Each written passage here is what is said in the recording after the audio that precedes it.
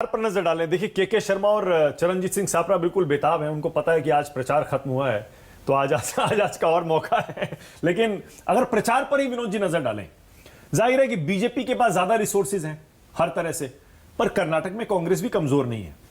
दोनों के प्रचार को अगर आप एनालाइज करते हैं तो आपको क्या समझ में आता है? जाहिर है बीजेपी प्रधानमंत्री पर खासतौर से जब बहुत सारे नेता पार्टी छोड़ के जाने लगे थे, उसके बाद थोड़ा सा उन्होंने ग्राउंड रिकवर भी किया, और कांग्रेस मोमेंटम के साथ आपको लगता है कि शुरू से लेकर आखिर तक उसी मोमेंटम में दिखाई दी है, जबकि बीजेपी ने आखिरी के 5-7 दिनों में 10 दिनों में ग्राउंड रिकवर किया है। देखिए, इस चुनाव में बीजेपी की, जैसे बीजेपी चुनाव लड़ती रही है जब कांग्रेस की केंद्र में सरकार होती थी, उस अंदाज से कांग्रेस ने कर्नाटक में चुनाव लड़ा है।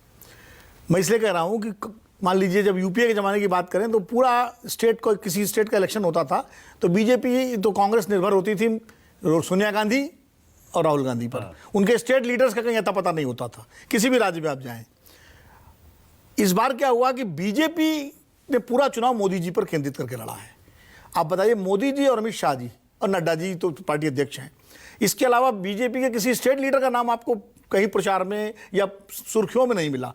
बसवराज बोम्मई चीफ मिनिस्टर है, वो वैसे ही कांग्रेस के स्थानीय नेताओं ने, जैसा संजीव भाई कह रहे थे, पूरा चुनाव लड़ा और उसमें सप्लीमेंट्री रोल किया राहुल गांधी, प्रियंका गांधी ने, और लास्ट में सोनिया गांधी ने। अब स्थानीय नेताओं में खुद मल्लिकार्जुन खड़गे जो कांग्रेस के अध्यक्ष हैं, इस फैक्टर को भी हमको देखना चाहिए, क्योंकि उन्होंने जो वोट मांगा है, उन्होंने कहा जैसे मोदी जी गुजरात में कहते थे मैं गुजरात का बेटा हूं तो मैं कर्नाटक का बेटा हूं, तो उन्होंने वही कार्ड यहाँ कर्नाटक में खेला, कर्नाटका वाला। अब कितना असर करेगा कि नहीं करेगा, क्या करेगा? दूसरा दलित कार्ड उनका, तो एक ये कांग्रेस के प्लस के साथ एक एडिशनल एडवांटेज था। दूसरा, जब 2018 में इलेक्शन हो रहे थे तो जो कांग्रेस की सरकार थी सिद्धरामैया की लीडरशिप में, उसके खिलाफ एक एंटी इनकम्बेंसी थी। हाँ, होती है हमेशा। इस बार वो जो एंटी इनकम्बेंसी फैक्टर है वो कांग्रेस के खिलाफ नहीं है, वो स्टेट गवर्नमेंट के खिलाफ। और अब मोदी जी की को आगे ला करके और एक तरह से प्रचार में फ्रंट उस पर ला के झोंक करके बीजेपी उस एंटी इनकम्बेंसी को कितना कम कर पाई है ये तो बाद में पता चलेगा। लेकिन एक बात मैं कहूँगा कि अगर नेक टू नेक फाइट होगी तो बीजेपी चुनाव निकालने में सिद्धस्त है। कांग्रेस को तभी फायदा होगा जब कांग्रेस काफी आगे रहे। मतलब जैसे हिमाचल में 25 और 40 का फर्क हुआ।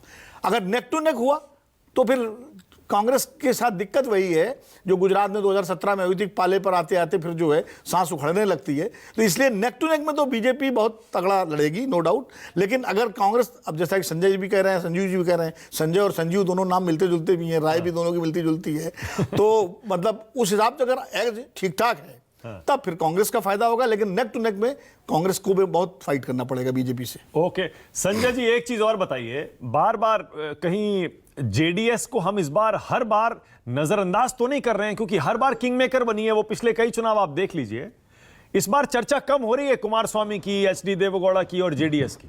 कहीं ऐसा तो नहीं कि अचानक 13 तारीख को 30, 40, 45 सीट जीतकर और जेडीएस किंग मेकर बन जाए अचानक? क्या यह संभावना है? आपने दो तरह के आंकड़ों का जिक्र किया, एक तरफ 30 और दूसरी तरफ 45। तो 30 सीटें जीतना बहुत कोई अद्भुत नहीं होगा। मुझे लगता है जितना जेडीएस का जितना जनाधार पहले रहा है, अगर आप लगातार पिछले 4 या 5 विधानसभा चुनाव को देखें, 4 चुनाव को कम से कम देखें, तो उनका वोट 16% से लेके 19, साढ़े 19 तक रहा है। और सीटों को देखें तो करीब 27 से लेके 40, 42, 50 तक भी वो जाते हैं। तो मुझे लगता है कहीं ना कहीं वो 30-32 सीटें जीत सकते हैं, इसमें कोई अनहोनी बात नहीं होगी। लेकिन हाँ, मुझे ऐसा नहीं लगता है कि वो पार्टी इतनी उसका जो जनाधार इतना गिर गया है कि वो 15-20 सीट वाली पार्टी हो जाएगी, या पॉपुलैरिटी इतनी बढ़ गई है कि कोई वो 50-60 सीटें जीत के आ रही है, ऐसी स्थिति दिखाई नहीं पड़ती।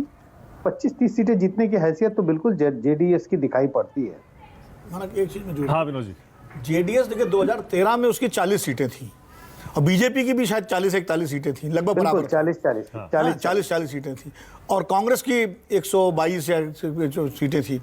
तो कुल मिला के ऐसा नहीं कि जेडीएस की सीटें ज़्यादा आ जाएं तो कांग्रेस का नुकसान होगा या कम आ जाएं, ये भी बड़ा हम लोगों का एक मिसकंसेप्शन है। 40 और 2018 में जेडीएस की 37 सीटें थी और कांग्रेस की सीटें 80 हो गई थी घट करके।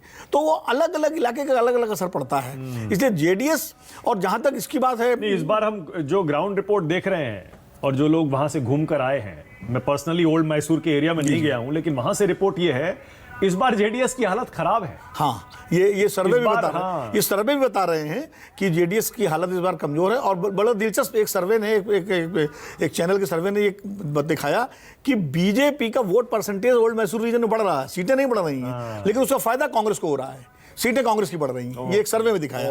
तो ये भी कई चीजें, कई फैक्टर्स हैं जिनको हम लोगों को एनालाइज करना पड़ेगा 13 मई के बाद। ओके, के शर्मा और चरणजीत सिंह सापरा।